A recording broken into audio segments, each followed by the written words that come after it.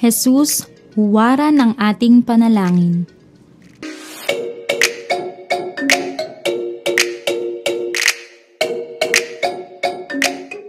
Ang ebanghelyo ngayon ay tungkol sa panalangin itinuro ni Jesus. Madalas na nakikita ng mga disipulo ni Jesus na siya ay nananalangin, kaya tila nahamon din sila na magdasal at hiniling kay Jesus na turuan silang manalangin.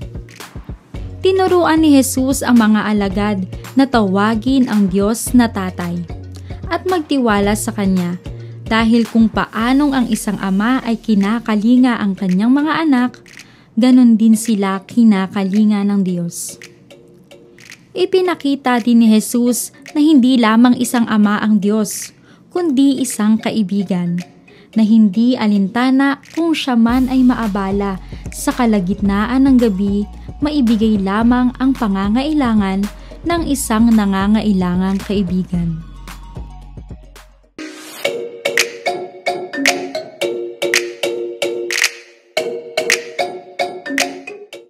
Ayon sa katisismo ng Iglesia Katolika, ang kinagawiang katawagan na panalangin ng Panginoon ay nagsasaad na ang Ama namin ay panalangin itinuro at ipinagkaloob sa atin ng Panginoong Hesus.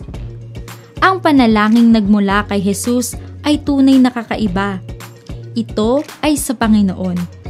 Sa isang dako, sa pamamagitan ng mga salita sa panalangin ito, ibinigay sa atin ng anak ang mga salitang galing sa Ama. Siya ang Panginoon ng ating panalangin. Sa kabilang dako, bilang berbong nagkatawang tao, alam niya sa makatao niyang puso ang mga pangangailangan ng kanyang mga kapatid at ipinahayag ang mga ito sa atin. Siya ang huwaran ng ating panalangin. Sa Ebanghelyo ayon kay San Lucas, binigyang diin niya ang kahalagahan ng panalangin para sa mga Kristiyano habang nakikilakbay kasama si Jesus at matuto kung paanong maging isang alagad. Tayong mga Kristiyano na nais sumunod kay Jesus, napakahalaga ng panalangin. Kaya nga't tinuturuan tayo mismo ni Jesus at upang makapasok tayo sa uri ng relasyon na mayroon siya sa Ama. Sa panalangin ito, dama mo kung gaano kalapit si Jesus sa Diyos Ama.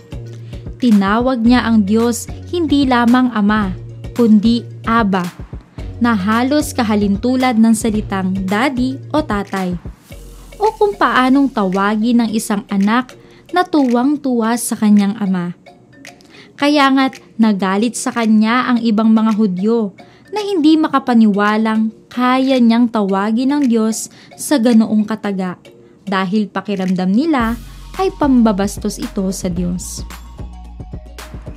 Kaya nga sa pagtuturo sa atin ni Jesus ng panalangin Ama namin, ipinapaunawa niya na ang Diyos ay isang amang napakalapit sa atin at hindi dapat kinatatakutan, bagkus ay dapat na minamahal.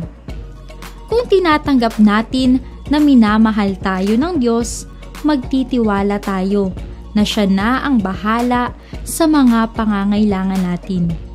Mararanasan natin ang Kanyang pagmamahal at pagpapatawad at maibabahagi natin ito sa iba. Ang Panginoon bilang daddy, itay, dada o tatay natin ay inaalagaan tayo.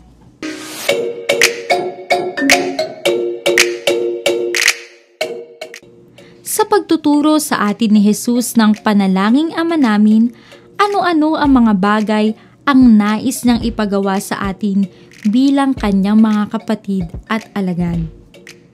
Una, ay kilalanin ng Ama bilang pinagmumulan ng lahat ng bagay at mga grasya. Kaya't marapat lamang na sa Kanya natin idalangin ang lahat ng ating pangangailangan.